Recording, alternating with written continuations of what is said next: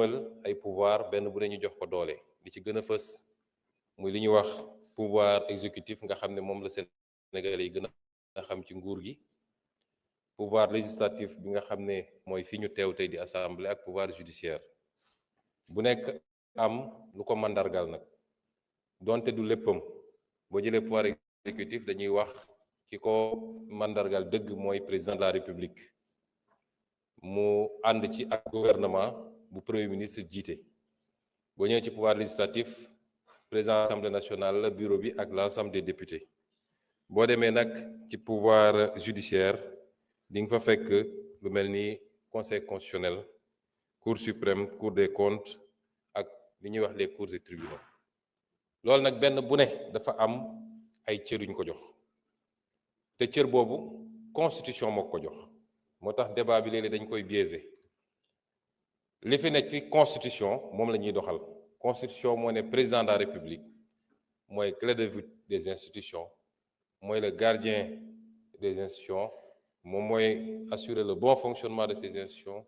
mooy le chef suprême des armées, mooy doxal la diplomatie, etc., etc. moom mooy définir la politique de la nation. moom moo ne premier ministre am moom mooy doxal la politique de la nation, di chef de l'administration jiite gouvernement bi. moom moo wax ni justice mooy atte ci turu Sénégal yi. moom moo wax ni assemblée nationale mooy voter les lois, waaye assemblée nationale it mooy contrôler l'action du gouvernement. loolu dafa leer nañ. kon defe naa polémique mënul am ci loolu. pouvoir kenn ku nekk ci ñoom premier ministre président de la république moo koy fal, moo koy nommé, waaye du ko jox pouvoir am. pouvoir am constitution la jóge. le premier ministre tient ses pouvoirs de la constitution et non pas de la volonté du président. c'est sa nomination qui ressort de la volonté du président. moo tax nit ñi suñuy wax dañuy tasaare mais premier ministre li muy liggéey est-ce que dëppoo nag li constitution wax ni lii mooy ay pouvoir am, loolu moo jara xool.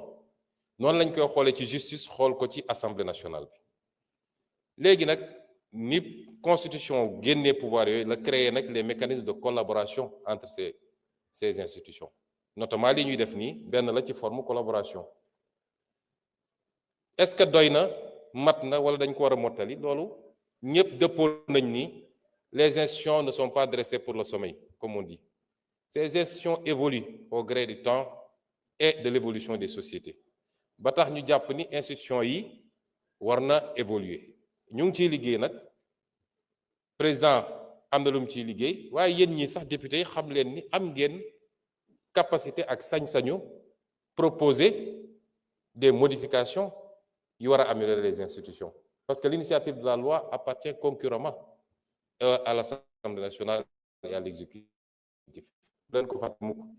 donc du affaire u exécutif kese, waaye lu ñuy def la ci ubbi ko, muy discussion yu yaatu, consensus. am na ci loo xam ne fii bi ñu fi musee njëkkee ñëw am na benn député opposition, honorable Tafsir Thioye interpellé ma ci réforme yi, waaye dafa am idée bu mu génne woon, ma jàpp ni idée bu rafet la. bi ñu ci waxtaanee ak président dañ koo jàpp, mooy au lieu ñuy génne réforme yi par benn benn, nañu jël le temps de travailler à un paquet de réformes bu xóot boo xam ne bu ñu paree nag ba def large concertation avec toutes les forces de la nation, ñu xool ndax voie référendaire la,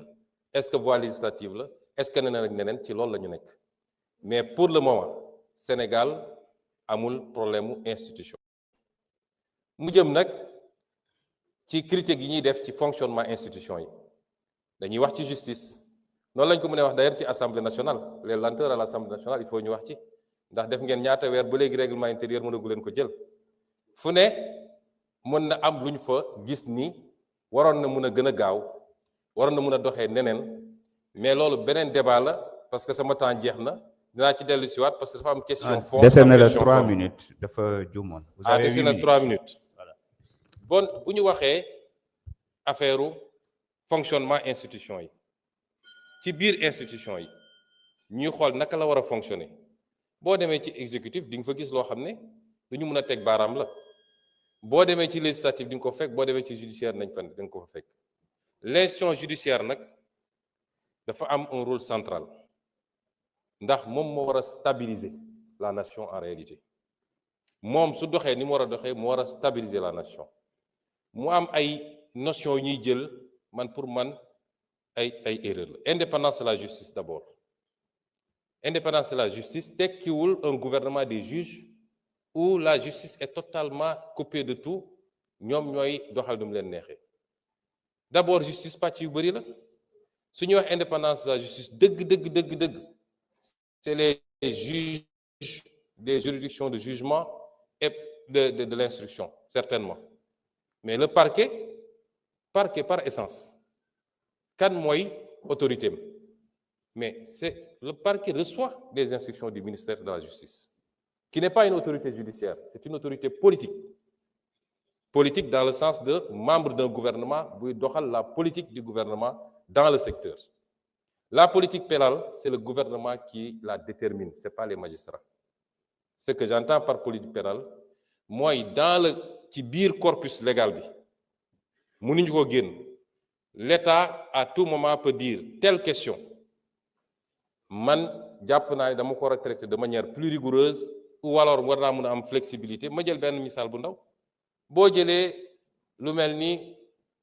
infraction bu jëm ci cannabis loi ne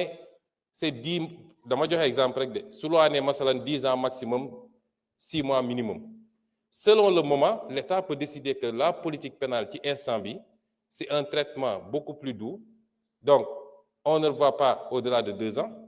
en tout cas ci rek li procureur di requérir wala état ne damay durcir parce que situation bi laaj na ko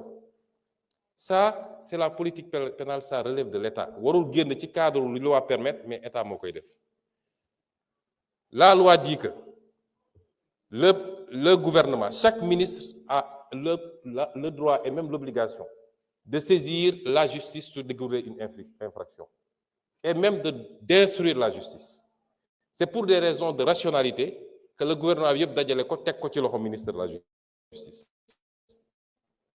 kon foofu am na un lien ombilical parce que l'ordre public relève de la responsabilité de l'exécutif dans un pays maintenant les juridictions du jugement ñoom dañoo am seen indépendance ñu teg ko ci ñaar yu am solo bu ci njëkk mooy le principe de l'inamovibilité mooy juge bi munoo parce que neexuma ma ne dama ko fi jëlee ñaareel bi mooy leur soumission obligatoire à la loi ils ne servent que la loi ils ne reçoivent pas d'instruction seen intime conviction la ñuy juger c'est comme ça que fonctionne la justice. Merci beaucoup jërëjëf. Honorable député Al-Amin Diouf, vous avez la parole.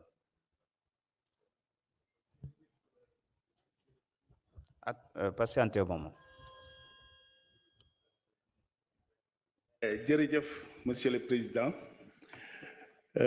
Monsieur le Premier ministre, Mesdames, Mesdemoiselles, Messieurs les ministres et vos collaborateurs, honorables collègues, ñu ngi leen di siyaare di rafetlu initiative bi nga xamante ne daf ñuy permettre ñun en tant que honorable député taxaw ci li ñu war ba pare population bi am ay leer ci lépp luy dox ci doxalu gouvernement bi ci xibaar yi mujj man nag dama amoon benn laaj gannaaw ni ñu xamee Sénégal muy dëkk boo xamante ne ñëpp xam ne seeni ndaw dañoo am toujours un sens de responsabilité ba nga xamante ne ñu ci ëpp ñu ngi ci débrouille bi di bitigu mbagg di léegi nag pour gën a ñogal seen nekkin ak mën a gën a jàppale seeni njaboot dañu am benn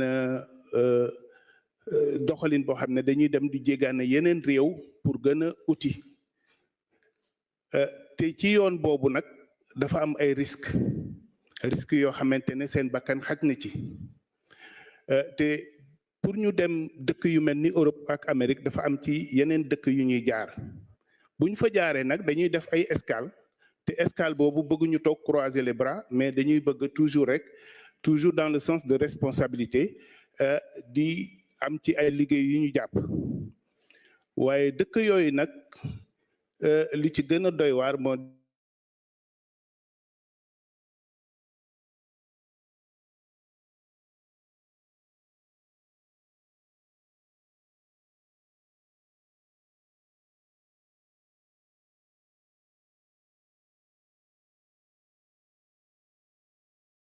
gaaw mooy suñu mbokk yi nga xamante ne ñu ngi ci Mauritanie nga xamante ne mook Sénégal ñaari dëkk la mais njaboot yi benn lañ te am nañu lëkkaloo boo xamante ne macha allah mënoo ci ràññee kii ak kii waaye di leen jël ndax ñàkk am kayit di leen delloo Sénégal te loolu mënoon na ñàkk bu ñu xoolee ci côté njaboot yi. beneen exemple ku mel ni suñu doom bi nga xamante ne semaine bële rek lañ ko faat bakkanam ci Brésil dans les rues de São Paulo par un policier ñu bëggoon laaj rek situation yooyu suñu doom yi dund nga xamante ne même en Afrique du Nord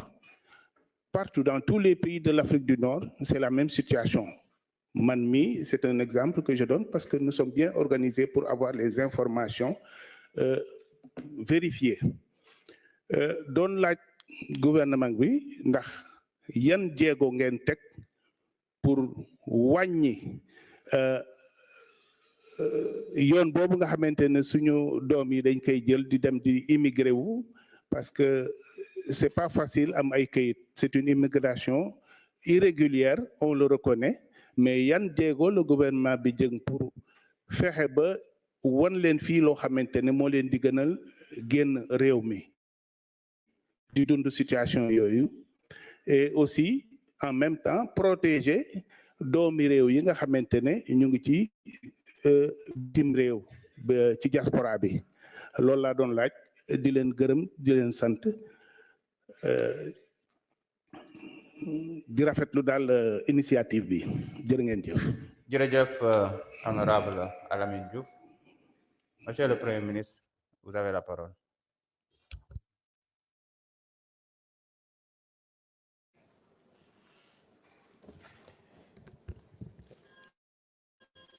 jërëjëf honorable Alamine Diouf ci laaj bi mbirum génn gi moom xanaa ñuy toogee ba léegi ci suñu priorité la te man en tant que tête de liste bu suñu coalition ci élection législative yi defe naa fi ma jaar yépp délivré naa un message bu leer à la jeunesse sénégalaise li may njëkk a def mooy waxaat jeunes yi ni ils essaient de trouver une fausse solution à un vrai problème génn bi à tout prix du solution moo tax ñun ñu jàpp ni amul justificatif buñ ko mën a wutal justificatif bu war a mën a layal nga tayle sa bakkan parce que da ngaa bëgg a dem feneen fuñ la ne war nga faa mën a fayeku lu ëpp ndax réew mi nag ak lu fi munti nekk gisaguma ñu fi dee parce que lekkuñu amul ci réew mi gisuma ko fi am problème parce que da ngay toog sa biir kër balu fetal yi di la fa fekk amuñu guerre civile lan moo war a mën a justifier ñun Sénégal phénomène bi gën fee tar yeneen réew Afrique nga xam ne daanaka ñoo leen tane fuuf parce que bu dee dañoo bëgg a jiital lépp nag teg ko ci matérialisme day problème day am ndaw ñi ñoo war a tabax réew mi bu dee d'accord nañ ni pendant des décennies dañoo yàq réew mi ñu ànd xeex bi ba jot ci réew mi réew kenn du ko tabax ci benn fan kenn du ko tabax ci juróomi fan dañuy toog ànd defandoo les sacrifices et les efforts moo tax amul benn réew bu responsable boo xam ne war na abdiquer par rapport ak phénomène boobu loolu tax bi ñu toogee ba léegi président de la République dafa joxe instruction yi ma koy appliquer avec le gouvernement toutes les mesures yu ñu war a jël pour mettre un terme à ces départs ñu ngi koy def te su ngeen seetee par rapport ak année passée yi wàññeeku na bu baax ndax doo toog semaine te déggoo ñu ne marine nationale intercepté na ay gaal andi leen ñu ngi yokk jumtukaay yi pour que les forces de défense et de sécurité mun a def liggéey bi ñu war a def bépp gaal bu ñu yëg ni mi ngi départ dañ koy jëndi mieux encore ñu ngi réfléchir ci nu ñuy corser même les sanctions par rapport à ces départs parce que ba tey jii convoyeurs yi rek la ñuy sanctionné te boo seetee sanction yi peut-être dese naa diis trop moo tax phénomène bi mun a continuer et lu ñu ci war a def pour renforcer ko dinañ ko def ñu ngi ci études yooyu. bu loolu weesoo nag muy les mesures de lutte li nga laaj dafay dugg ci suñu programme yépp nag li ñu door te dinaa ci tontu naa ci duggaat gën cee xuus ci lan mooy la ñu war a def ak li ñuy commencer li ñu tàmbali ak la ñuy def pour suqali réew mi ba naataange am fi ba liggéey am fi ba nit ñi mën a toog parce que la réponse elle n'est pas seulement une réponse de répression c'est une réponse aussi de solution qu'il faut apporter avec tout le peuple sénégalais maa ngi ciy ñëwaat dañ ci gën a xuus ñi nga xam ne nag génn nañ dañuy jonkanteeg problème yu bari léeg-léeg wax nga léegi suñu mbokk mi am problème barki démb ñu koy jaale ay waajuram waale ko ay mbokkam di ko naqarloog moom bi mu amee ministre des Affaires étrangères li mu ci war a def yépp def na ko jël na les mesures diplomatiques yi mu war a jël autorité brésilienne yi coopéré nañu alkaati bi def li mbir mi arrêté nañ ko recevoir nañu les autorités consulaires sénégalaises présenté nañ leen le film déroulé waat ko yépp ñu gis ko ñu ngi suivre l'affaire niñ ko war a suivre donte nag ñun li ñuy wax toujours suñuy compatriotes mooy fu ñu mënte nekk nañu respecter te discipliné wu par rapport ak loi wu réew moomu loolu lu am solo la parce que suñu bëggee mettre à l'aise l'État mooy nañu fexe ba bu ñu gis yenn yi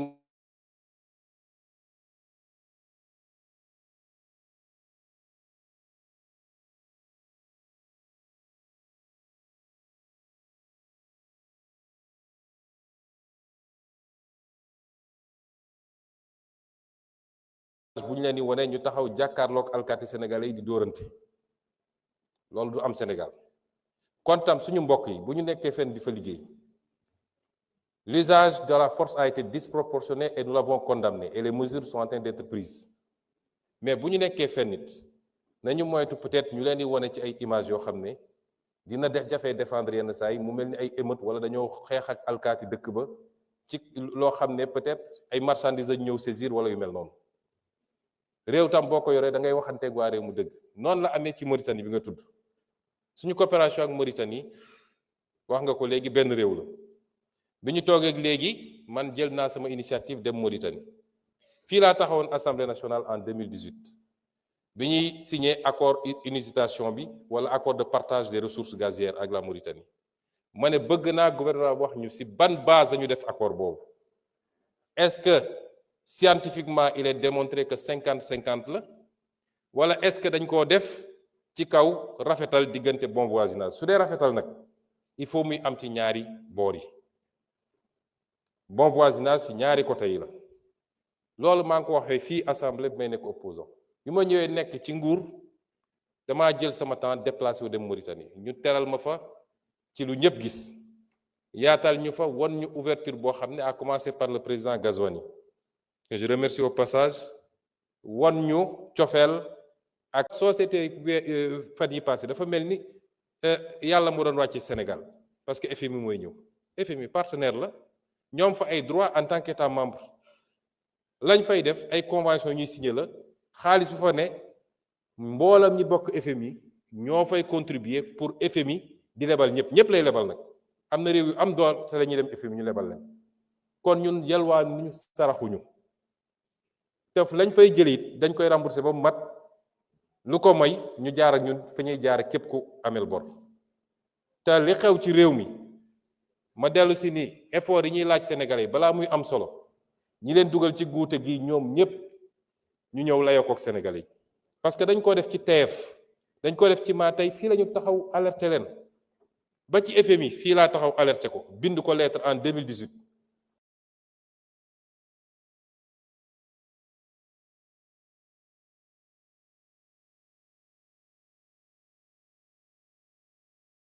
sur li ñuy wax le dépassement sur les ressources extérieures kon mënul ne xamuloon moo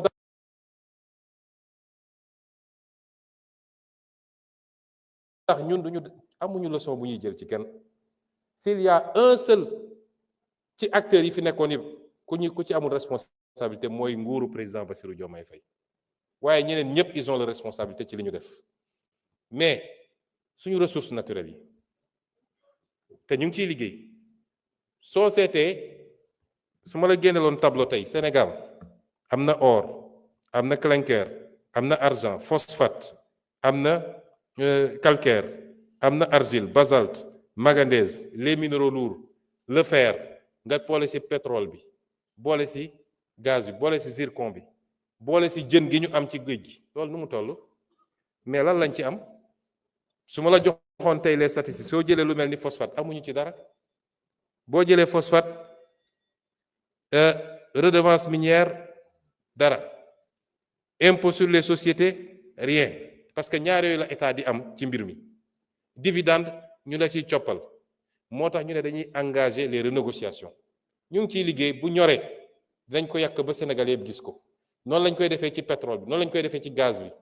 mais li ñu am ñun parce que pétrole beeg gaz bi boo ko jëlee yàgg naa ko bind naa ko 2016 sama livre bi te tey yàlla jox na ñu nguur ñu ngi ciy liggéey soo jëlee investissement yi multinationales yi def après ñu ne soo koy amortir 75% yi dañ ko yóbbu ci cost oil bi mu des 25% te 25% yooyu Sénégal 15% la ci am 25% nga am ci 15% ñu war a amortir sur ñaata at ba pare ñu ne am na audit boo xam ne pare na bu ne dañoo def ay surcoût ci li ñu ne moom la ñu investir dëgg te lii yëpp dugalaguma les prix de transfert yi ñuy dugal nga xam ne dañu tappale façon tappale bu nekk ba seen marge dañ koy wàññi seen charge ñu yaatal ko. Merci beaucoup. Honorable Cheikh Ahmed Tidiane Youm, vous avez la parole. Indi sa tontu. Merci beaucoup, Monsieur le Président de l'Assemblée nationale, honorable député Marie-Angélique. laaj bi nga laaj dafa am solo te daf may permettre ma yeggali li ma jotuloon yeggali sànq ci tontu boobu. da nga laaj question lan mooy priorité yi ma doon wax sànq fi ñu fekk réew mi ak li ñuy liggéey pour redresser ko d'abord ci cadre financement bi ba léegi ndax tudd naa ci yu bëri yoo xam ne maa ngi woon ci ressources naturelles yi Sénégal daanaka li muy am ci ressources naturelles am du dara yàgg nañ ko wax fii ba saa ko waxee ñu jóg wax mais li ñu négocier ak ni ñu ko négocier te léeg-léeg da nga naan naka lañ ko négocier am na benn député boo xam ne defe naa ci ñu daw tey la bokk bi ma ñëw commission nag Marie Angélique ndax su dee su ma ñëwee plénière ñu daw damay ragal su ma ñëwee commission liggéey du fa am waaye député boobu di jaay valeur lu nekk mu wax ko te moom 2017 moom moo signé woon benn ci session yi nga xam ne suñu gaz bi diggante Cosmos ak BP moom moo ko signé te deful les due diligence yi mu waroon def bokk nañu ci tay ñi nga xam ne ñoo tayle tey suñu pétrole suñu gaz suñu jógee taxaw naan dañuy wax mais Sénégal moo demee noonu te li ma wax nii yàgg nañ koo confronté waroon na ñëw fii ñu débat ci wala mun nañ ci débat feneen fudul foofu mais ressources naturelles niñ ko gérer ak niñ ko yàqee niñ ko signé ci ay anam yoo xam ne baaxul ci réew mi moo tax fi mu ne dañu war a nekk ci dabu ndax réew bu am li Sénégal am yépp bu dee gérer nañ ko niñ ko war a gérer damay faral di wax ni Afrique moo waroon doon parmi les bailleurs du monde gis nga réewu golfe bi tey dañoo bokk ci les bailleurs du monde est-ce que xam ngeen ni am na réew yoo xam ne amuñu bor wala dañuy obligé fabriquer leur dette pour des raisons strictement économiques mais omble nañu ndax lan parce que dañoo fexe ba am fulla gu doy ba li leen yàlla wërsëgale ñu téye ko mais Afrique la ngay gis ñu ne am nga ressource naturelle xoolal lu mel ni phosphate bi te ñun amuñu ci dara ñu ngi koy exploiter fii phosphate bi day régler problème bi yu bëri y compris le problème de l'agriculture parce que ministre mi ngi wax naan di ngeen gis su ngeen musul gis ay bateau engrais yu jógee fële mais ñun waruñu woon andi bateau engrais fii suñu gérer woon ni ñu gérer suñu phosphate bi loolu bokk na ci piliers yoo xam ne liggéey bu ñu tàmbali la di ko liggéey primature ma dénk ko ay nit ñu ko mate gis nga suñu defaraatee suñu bopp rek marché soo jëlee marché public yi li ñu jot a renégocier ci marché public rek dépassé na 60 milliards loo xam ne lu régime bi fi jógee signé woon la ba pare ay surfacturation yoo xam ne 20 milliards ici 10 milliards là-bas te ñañ ko seqal bi ñu waxtaanee ba démontrer leen ni lii c'est surfacturé ñoom nangu nañ ko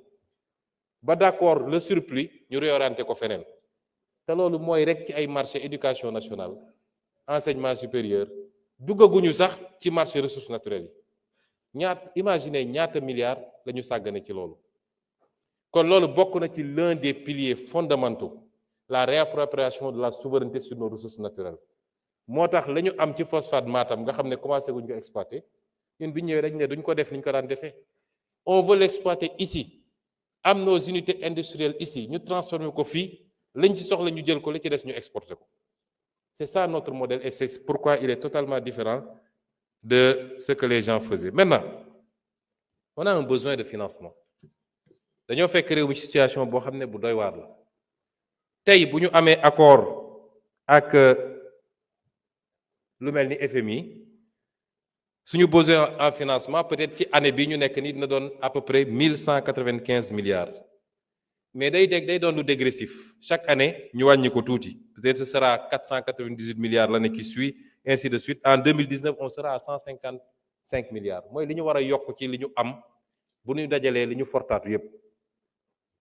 ngeen posé question bu am solo woote nañu barki démb sénégalais yu bëri uyu si am na ñu bëri ñu ne dañoo bëggoon a def waaye teelu ñoo yëg am na ñoo xam ne nee nañu ñoom problème mu éthique la ñu am parce que ñoom seen gëm-gëm permettre leen ñu jël ay obligations boo xam ne day générer ay intérêts loolu yépp ministère des finances mi ngi ciy liggéey ci li ñu war a def ci ay montage parce que am na sukuk mode de financement la boo xam ne lu xalaal la kenn amu ci problème naan est-ce que intérêt dugguñu est-ce que riba ou pas nga mën koo adossé à des infrastructures yooyu tabax kon gëm naa ni sénégalais yi comprendre nañu enjeu yi te dinañ ci jàpp dinañu defaat yeneen yu ñuy monter parce que dama wax léegi souveraineté dafa am solo moom sa bopp mais day fekk nga mën ko te ci ñun la war a jóge loolu beneen pilier la boo xam ne bu am solo la buñ ci liggéey te di féliciter tous les sénégalais ci li ñu taxaw ne dañuy taxaw seen wetu état parce que ñoo ko moom suñu defee effort sur 2 ans ñu def effort on stabilise les choses jël un nouveau départ daal di tirer les leçons des erreurs passées mooy yàkkamti ak bëgg lu fees bëtu nit ñi ba tax nga maquiller ay chiffres dem lépp loo xam ne yéegaloo ko nit ñi jaarul assemblée nationale di ko dugal ci ay comptes maquillés yooyu yëpp ñu tirer ci les enseignements te dem à notre rythme mën nañu def loo xam ne ci 10 ans Sénégal day doon ni ñuy tuddee les dragons d'Asie noonu la ñuy tuddee Sénégal ci loolu la ñu nekk war nañu tudd aussi lu mel ni les ressources longues yàgg nañ ko tudd naka la ñuy réorganiser à travers la CDC à travers les différentes caisses ba mun a travailler sur l'épargne des Sénégalais parce que am na réew yoo xam ne le premier facteur d'investissement mi ngi jóge ci épargne bi moo tax soo déggee coow li am États-Unis toujours day am fu mu yem soo déggee ñu ne bourse bi yëngatu na rek président ba nu mu am doole day taxaw ndax l'épargne des Américains ci bourse ba la ne loolu mooy financer l'économie américaine en premier balaa leen di ñëw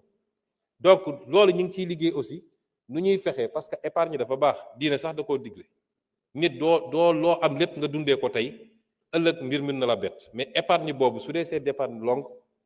dina jox beneen possibilité pour réew mi. la monnaie yàgg naa wax ni c'est pas un tabou lu ñu war a waxtaan la suñu koppar gii méngoowul ak dëppoowul ak fi ñu war a jëm président junj na ko keroog réew doo ñëw rek daal di rajaxe yépp da nga koy teg ci temps teg ko ci yoon mais suñuy option ci monnaie bi mooy monnaie bi dina soppiku wala ñu jël suñu responsabilité ñun te am na àpp yu ñu àppal suñu bopp mais gëm naa ni ñiñ ko seqal dinañu dem dans la direction bi ñëpp bëgg parce que mënuñu continuer keroog en conseil des ministres le ministre de l'économie dafa présenter benn communication wone ni suñu économie alignée sur l'économie de l'Union européenne ñoom bu ñu sëqatee ñu sëqat bu ñu yéegee ñu yéeg bu ñu wàccee ñu wàcc la corrélation avec la monnaie n'est pas automatiquement faite mais quel est le seul facteur qui nous lie à cette zone-là mais c'est la monnaie moo tax il faut que ñu nangu poser débat yooyu avancer ci mais lu technique la lu sérieux la am na lu ñu teg loo xam ne ñu ngi ciy liggéey du fii laa koy développer yëpp pour vous dire que tous les leviers ñu ngi ciy liggéey tous les leviers qui doivent nous amener à souverainiser notre financement nous donner le maximum d'indépendance parce que da ngay dégg ñu ne ñoom ñoo ne woon bor tekkiwul manque de souveraineté bor bu ñu la conditionné ba nga xam ne sañoo bañ bor boobu mooy manqué souveraineté mais bu dee yow yaa am sa latitude marché yi wóolu la ba soo wootee ñu wuy si la parce que la dette n'est que de la fiscalité différée en réalité nga teg ko ci temps teg ko ci anam boo xam ne dette bu soutenable la nga garder toute ta latitude ber bu bon mooy dañ la naan lii da nga koy signer foog nga def telle réforme sinon duñ la lebal kooku mooy bor bi nga xam ne day empiéter ci sa souveraineté kon loolu ay éléments yu important la ensuite ñun dañu war a en tant qu'Africain et en tant que Sénégalais dañoo nekk ci àdduna bi dafa les options stratégiques dañu nekk ci àdduna boo xam ne y a le choc des grandes puissances il y a ce qu'on appelle le piège de Thucydide mooy à chaque fois qu'une nouvelle puissance jóg beneen puissance bi fi newoon ni muy réagirait par rapport ak puissance boobu études yi ñuy def mooy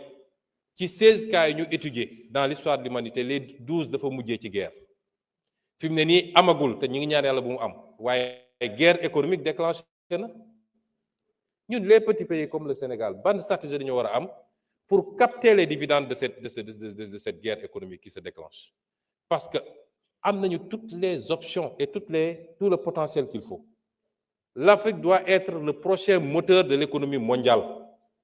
pendant ces 30 ans ça a été la Chine gis nañu essoufflement Afrique suñu régler problème mu évidemment la stabilité dans les pays la sécurité l'instabilité politique qu'il y ait un minimum de consensus entre nous c'est pourquoi j'en appelle à l'opposition parce que fii y a pas matière à opposer fii amul lu ñu fiy opposer fi ñu fekk réew mi def xayma bi ne Sénégalais lii moo fi nekk gisuma ku ci war a opposer da ngay gis koo xam ne sax même su ciy wax sax oui li fi xew c'est grave et cetera mais ñoom waruñu woon nous allons dans le sens bi réew mu sa defaru yoon bii la jël kon loolu amul lu ñu ciy opposé wu les actes qu'on pose pour la bonne gouvernance dans les prochains jours on soumettra ici à l'Assemblée un certain nombre de projets de loi yoo xam ne presque pare na le projet de loi pour réformer l'OFNAC le projet de loi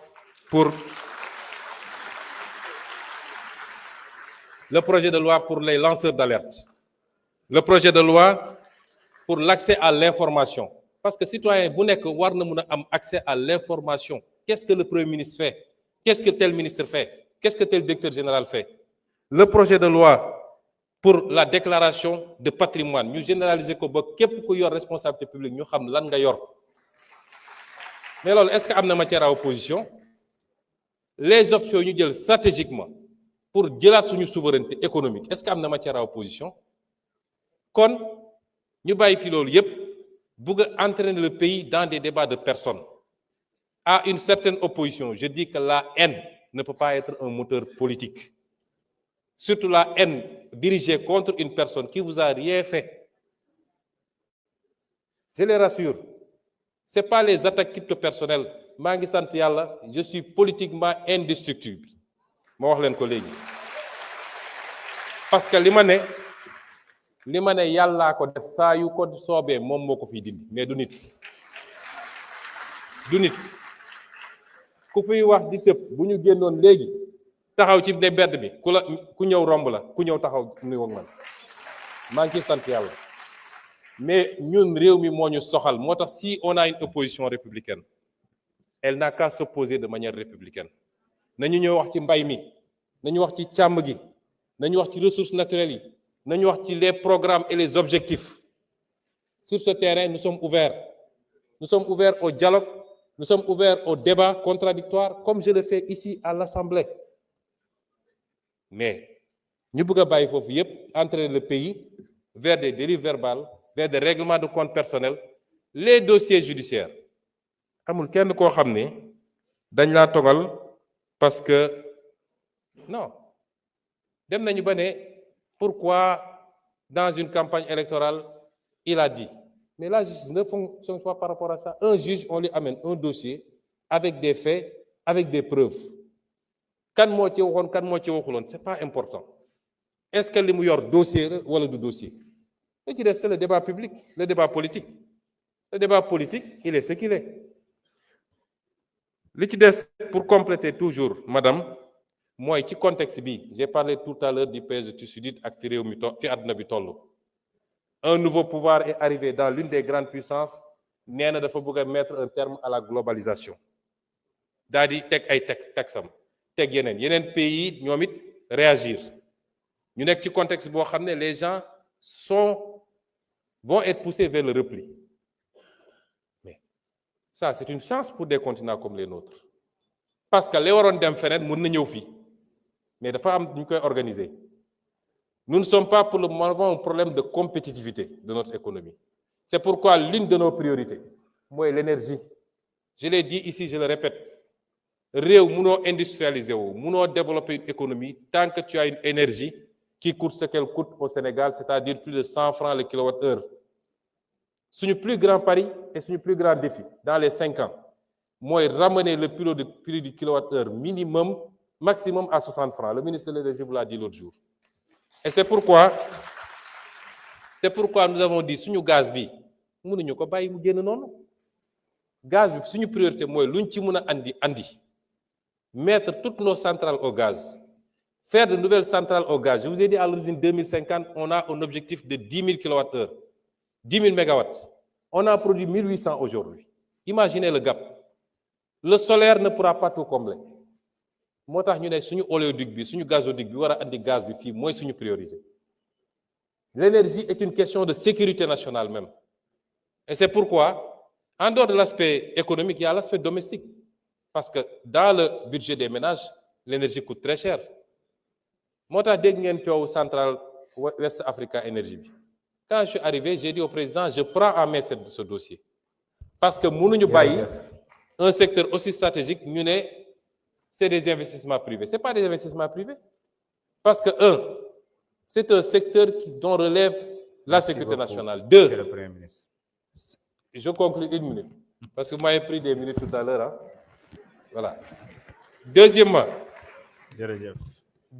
c'est un secteur,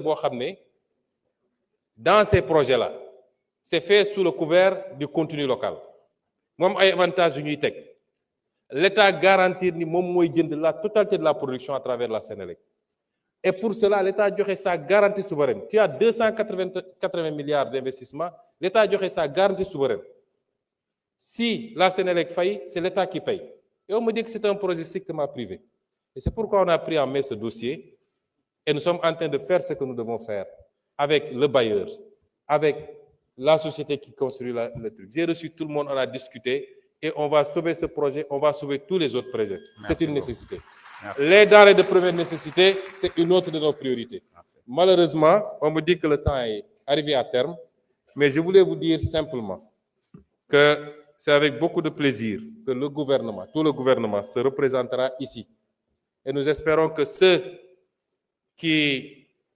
écument les plateaux pour dire n'importe quoi oseront venir nous débattre. Parce que fii le débat bi ñun xastewuñu xuloowuñu. La guérilla parlementaire existe partout.